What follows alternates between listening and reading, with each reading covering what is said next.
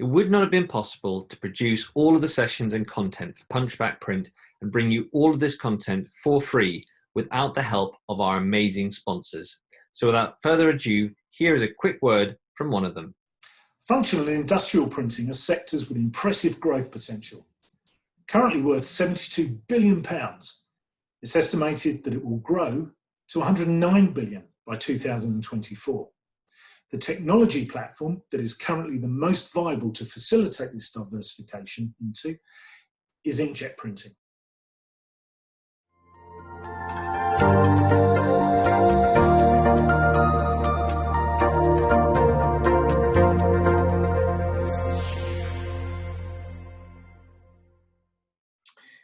Welcome everyone. I'm delighted to be joined today by Jesse from Head of Zeus, George from Cool Quick, and Hamza from Paragon, along with Richard Pepper from Funky Pigeon, to discuss what our future generations really think about print and how together we can encourage our industry to be an exciting, creative, engaging and memorable place to work.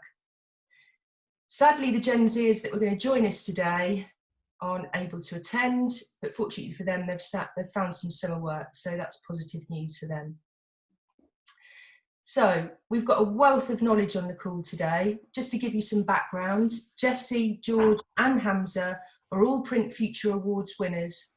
And for those of you who don't know, these awards are one of the amazing initiatives delivered by the Printing Charity, which is now the largest single award scheme for people aged 18 to 30 in the UK printing, paper, packaging, publishing and graphic arts sector. We're also very fortunate to have Richard Pepper, Managing Director of Funky Pigeon, who has certainly managed to capture the hearts and minds of people in their homes using print. So without further ado, I'm going to hand over now to our award winners and let them tell you a little bit about themselves and the journey that they're currently on. Jesse, I'll hand over to you. So tell us a little bit about, how did you get into the industry in the first place? Was it luck or judgment? It was kind of a bit of both, actually. So I work in publishing, so books, and I had always been a heavy book buyer and book reader when I was younger. I loved reading books, so it was something that I had always considered as an option. I was fortunate enough that I had a lot of avenues open to me, and I couldn't really pinpoint what one. I picked my degree out of a hat. I picked my university out of a hat. I left a lot to fate, and I ended up doing medieval history, for anyone that wants to know. And when I finished university, I was at a bit of a loss, so I thought I would explore publishing. So I started doing quite a few internships, which is how a lot of people do get into publishing. And it was really, I was in the right place at the right time, and I managed to get a receptionist job at a then independent publisher. And whilst I was on reception, I just reached out to as many different departments as I could to kind of ask to get experience, because like a lot of people who consider publishing, I didn't really know what else was on offer apart from editorial.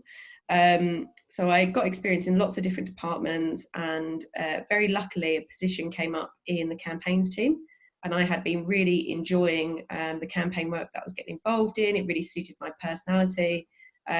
So I moved over just 3 months after getting that job to be in campaigns, and then from there I've kind of publishing itself is quite a tumultuous industry. It's quite fluid. People get jobs and leave jobs quite quickly, I think, compared to other industries, and I use that to my advantage. And I've now been in publishing for just over 10 years, and I now head up my own team at an independent publisher. So I suppose how I got into the industry was a bit of both in terms of luck and judgment, but I've loved every moment of it. Excellent. So what are your views of the printing industry, specifically the printed word, because obviously that's your background? Yeah, so I suppose print to me means quite a few different things. Because obviously, as you say, working in publishing, we use print to mean the physical book, but then there is obviously print in terms of printed communications, which I use a lot within marketing as well. So in terms of the physical book, I mean, there is a lot of media coverage constantly about how, the book is declining, and, e-readers are taking over. But I actually think that's completely not true. Books in the printed word have increased in a lot of sectors, and you can see that sales of the printed book have been increasing quite steadily, and also in sharp spikes as well. Recently over lockdown they declined, but that makes sense because people's needs changed over lockdown. They couldn't physically go to a bookshop and pick up a book, so a lot more people were buying digital books. But I think there has been a movement, especially with physical books, towards it being something to really treasure and cherish and collect. And I think that's reflected by the industry in that people are investing a lot more in book covers. So I think if you look over the past 10 years, you can see that book covers are getting more and more beautiful, more and more stunning. So design is a huge part of it. And also limited editions are increasing. So you can see there is a consumer demand for the printed book, and there will always be a demand for good storytelling, whatever format that is in. And I think that print does serve its purpose there, and always will. And it's just our job as people within the industry to recognise that need and serve it in the right way. Yeah, thank you. Yeah, it was very insightful. George, can you tell us a little bit about how you got into the industry? So yeah, left school in 2005, about 15 years ago. Never knew about the print industry, never heard of the industry. I had very limited knowledge on it. I wasn't very academic. I was more sporty and arty. So I didn't really leave school with good grades or any idea with what I wanted to do with my life. I was kind of hanging around with the wrong crowd, going down the wrong path. And my auntie was very senior at OSE at the time, who have now been bought out by Canon, so they no longer exist. She kind of forced me into the industry, if I'm honest. She helped me get a job, and where she was senior, she gave me really good support in getting that job there. So yeah, at 16, got my first job in print in a 24-hour reprographics centre in London for JP Morgan Investment Bank. Yeah. So that's quite a colourful area to be working in, you know, seeing all these screens, the investment bankers, they'll have like 20 screens lined up, and here's me, a leery little 16-year-old thinking that he knew it all when really, you know, I had a hell of a lot to learn. But it was my first job working in London at the time as well. The money wasn't good, but, you know, I'm getting work experience from that. Instantly was hooked, instantly enjoyed it. Where I was the youngest, the banter was always directed to me, if you like. They played, my sort of team members played a lot of tricks on me. I was sent to another company to pick up white toner, which if any of you understand digital printing, white toner doesn't exist. So I was sat in the reception for about an hour and a half waiting for the white toner. And I remember that clearly because it's a trick I've then played on my staff with what I'm doing now. I was kind of forced into it by my auntie, and big up Auntie Bryony for doing that. And I've not really looked back since. So from there, I've worked for various different companies in estimating, account management, sales, which has really been my favourite part of the industry, getting in front of customers, selling solutions, not just selling print, you know, trying to sell a solution, because there's many other companies out there that can sell print. So what makes me or the company I'm representing different from everyone else? And so what are you doing now, George? What's the story now? Where are you? So the story now is, I bought into a Call Quick franchise. Yeah. Call Quick is a network of print shops, if you like. So there's 38 of them in the UK. I'm situated in London, in the city, in a square mile of the city. I'm the only Call Quick in that area. So the sort of square mile of the city is my patch, if you like. So we offer everything from point of sale, large format, short to medium run digital, graphic design, which I've been doing some of myself. Never used Illustrator in my life until I started this, and that's been quite interesting. Like a business card might take me 3 hours to design, but a professional could probably mock it up in 20 minutes. It got to the point where I couldn't really progress in any further with what I was doing at the time. I was at Paragon, same company as Hamza, and I've always been sort of very enterprising and wanting to build something for myself. And I actually used to work at a Call Quick in my early 20s, around 21, 22, I believe. Always kept in touch with the owners there, and that's kind of how it's brought me to this situation I'm in now. So yeah, I bought into the franchise in February last year. It's been about 18 months. Yeah. First year was tough, very tough, but rewarding. You know, it's a really good feeling working for yourself.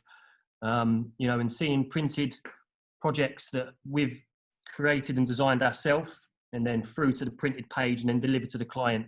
You know, getting involved with the whole process, that's really rewarding for me. And I've never been a leader of a team before, so having people that, reporting to me has been quite interesting and a massive learning curve. And yeah, I feel like my journey's only just begun. So what skills did you develop, or are you planning on developing as part of the Print Futures Awards? So yeah, off the back of the grant, I was lucky enough to win. I've signed up for a few training courses with the BPIF.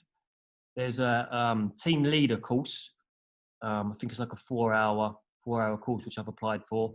I think that would really benefit me once I bring my team back. And there's a leadership course as well, leadership and sales course, which I think, you know, I'm always learning. I'm always trying to absorb as much information as I can, and I think that will really benefit me with what I'm doing now. So. Yeah. So in terms of your experience and the journey that you've been on, what benefits would you describe to young people? Wow. Them to work, to entice them to work in the industry? I think there's various different types of roles that you can do. Obviously, the publishing side, which Lucy works in, production side. You know, there's roles from estimating to production to sales. You know, and that all of those skills can be transferable to different areas. So yeah, and technology is always moving. So there's always new machinery coming out. There's always new stuff to be learning. And yeah, that's what excites me most about it. Okay, brilliant. Thank you, George. So Hamza, same question to you. How did you get into the industry? To put it simply, I'll say luck. So I went to college, did my A-levels, and I was looking for an alternative to university. So I was actually looking at QA Limited, who offer apprenticeships, where they pair you with employers who are offering apprenticeships. So QA Limited, they paired me with Paragon Customer Communications, which was then DST UK. I had my interview with the site director, Dave Phillips, and I think he actually showed me a view of the production floor from like a balcony point, and that kind of captured my attention. I think the way my mind works, you've seen the TV show, how it's made. That is pretty much what the Dagenham production site looks like in real life, seeing a job from start to finish. So joining Paragon on a degree apprenticeship, that was for project management. That was October 2016. So this October will have been 4 years. Paragon being my first employer after education. And it's going great. So since then, we finished the apprenticeship in 2018 in March. And I've since gone on to complete some professional qualifications in project management and business analysis. I think I'm quite grateful from purely speaking from my own experience, having the opportunity to rotate around the business as a young person straight out of college. It allowed me to work with people who have been in the industry for 5, 10, 15 years plus. And that kind of knowledge and experience, or just learning from them has been really invaluable. So I feel I'm quite lucky to say that the people that I work with at the age that I am, not a lot of people have the opportunity. So it's been great, definitely. Oh, it's a great story. So Hamza, can you give us some views on how you think print can cut through the digital noise to make it stand out more, make it more sustainable? Yeah, I mean, you've all probably heard the thing that print is a dying industry, which I don't agree with at all. Don't agree. Because where print, I guess the market might change or it might fluctuate, the demand for print, I feel, will always be there. Because I feel like whilst you do get high quality, digital communications, having a printed format, whether it's a letter, if it's a leaflet, a brochure, or a book, you get a feel of the quality, what's gone into the materials, and I think that physical aspect is an appeal to most people. So me personally, I prefer to read a physical book as opposed to an ebook, purely for the physical experience of touching the pages, the texture, how it engages the senses. So where I feel that digital communications has its uses and it's very powerful, especially for marketing, for example, I think the use of print has yet to be kind of maximized. I don't think we're running out of any kind of print solutions anytime soon, because we're always finding new ways to cater to our customers, to offer new solutions, new innovations. There's still more money being pumped into technologies, which shows that if people are still investing in new technology printers and finishing machines, the industry is not going anywhere. It's here to stay. Richard, we're going to tap into your wealth of experience now. We all want to pick your brains and get your perspective on a few things and see what you think the future of print looks like. So I know George, Hamza and Jesse have got a few questions for you. Jesse, do you want to hit yours at Richard? Sure. Hi, Richard. Hi. You've made a very humble form of printed communications, the greeting card, an incredibly successful and exciting asset, not just for businesses like WH Smith, but for the end consumer. How did you differentiate yourself to your competitors to succeed where they maybe didn't?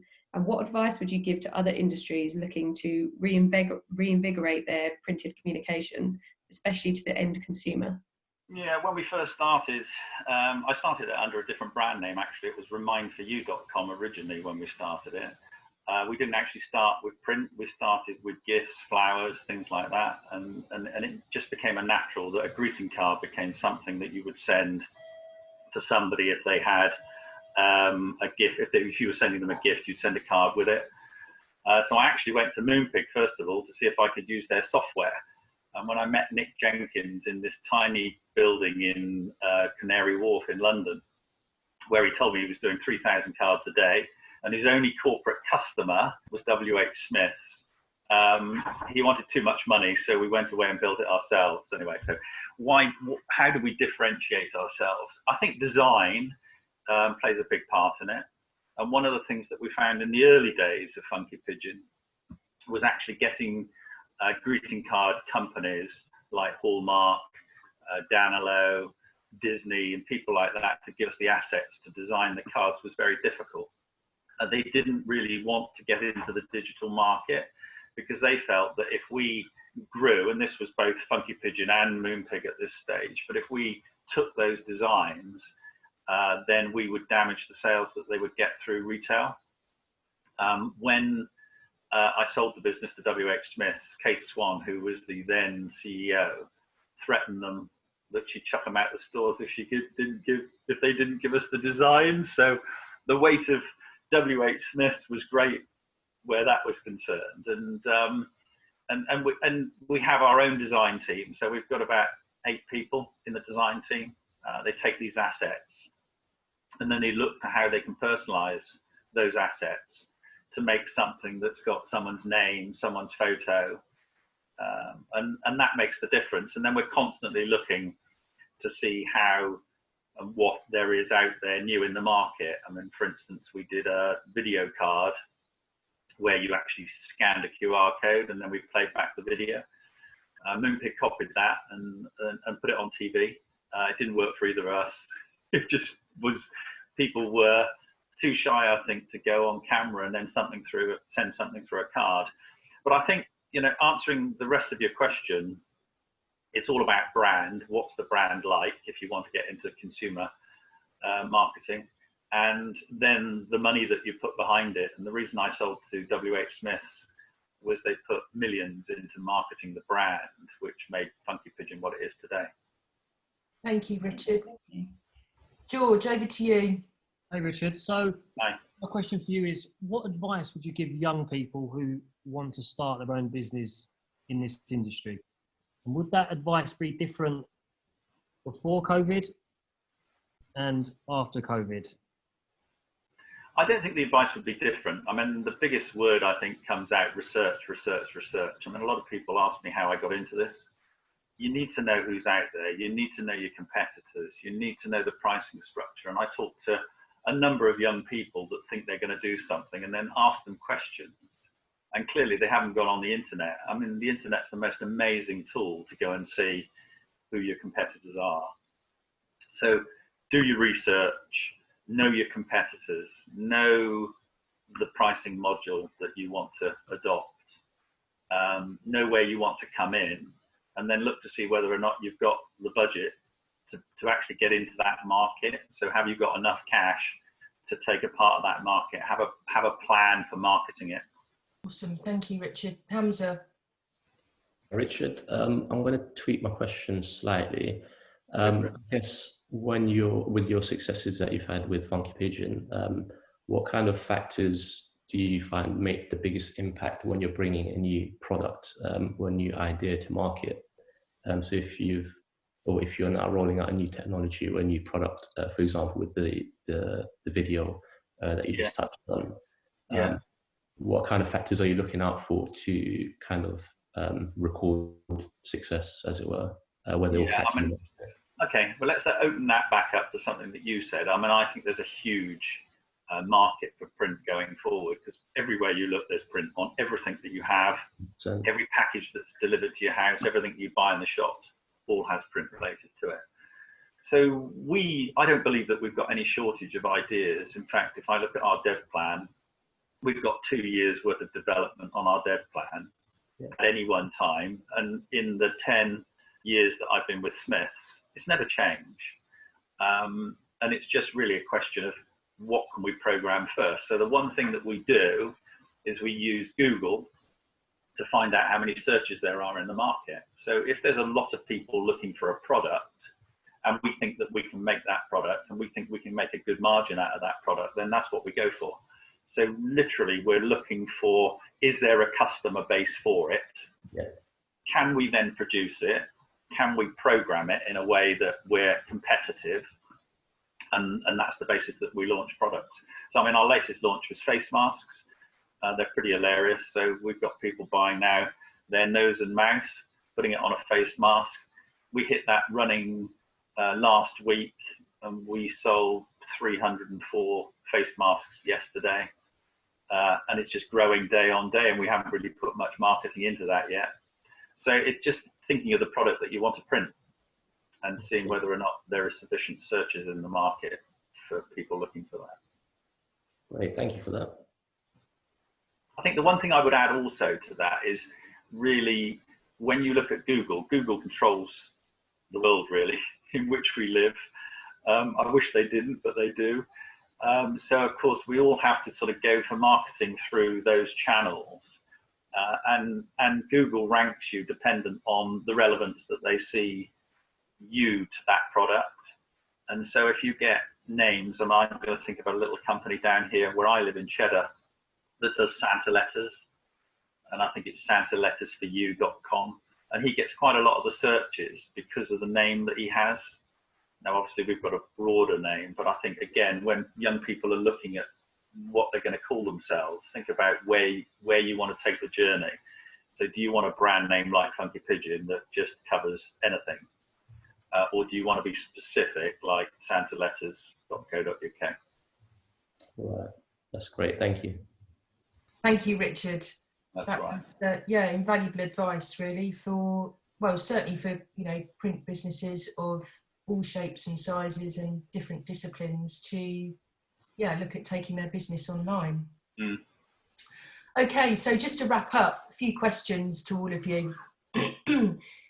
How do you think the industry needs to spread the word and get more young people involved? I'd be happy to jump in here. So I think for me, it comes down to two main things, which is knowledge of the industry and accessibility of the industry. So in terms of knowledge, I think there is a lot more we could be doing to teach people what the print industry is, how you can get into it, what it involves. Exactly like George was saying earlier, that there's so many different areas of it. There's production, there's sales, there's marketing, there's editorial. And I think it's really educating that, because I mean, for me personally, I didn't know how much was involved until I was literally in a job, and then I was learning on the job. So I think there's a lot more we could be doing to educate people of all ages, and especially from a younger age, about what print is and the benefits of it, and how diverse it can be. And then the other one for me would be accessibility. Talking of publishing in particular, there is this, which is changing, but it's very London centric. And I think that's a problem, and it needs to be more accessible, both geographically and in terms of diversity within the industry. So I think, and that is down to us as people within the industry, we need to change that and make sure that the industry is more accessible geographically, in terms of socio-economic status, diversity, all of those things. I think we just need to ensure that the industry is accessible as it should be to as many people as possible. So for me, I think it comes down to those two things, which is really spreading knowledge of what the industry is and ensuring that it is as accessible as possible. Thank you, Jessie. So just one last question that I'll put out to all of you. What do you think we could do within the industry to attract more young talent? I can take that one. I think that really we need to educate better people as to what the industry is all about. And so if you look at schools, you've got HR departments, or I don't know whether they call them HR in schools, but you've got the careers department. And I think we need to engage with the careers department. I think we need to open up to the local schools on that basis, and perhaps offer them the option to be able to come and visit some of the factories, some of the print factories. Because I think if you said to most young people, print, they literally think you're printing something on a piece of paper. And as George says, and Hamza, that it's much bigger than that. I mean, it's design, it's graphic design, it's layouts, it's all sorts of things. There's many, many elements to it, and I'm sure young people don't realise that, and realise that there's a really good progression path that you could have within print. And George has made a fantastic career out of print, didn't even think he was going to go into it, and now you're singing its praises, and I think that's what we've got to get across to the youngsters in schools and colleges. Excellent, thank you very much. Okay, I think it's time to wrap up now, so thank you everybody for your time. And for those that are listening, thank you also. I hope you found some valuable insight into whether young people think print has a future. Thank you.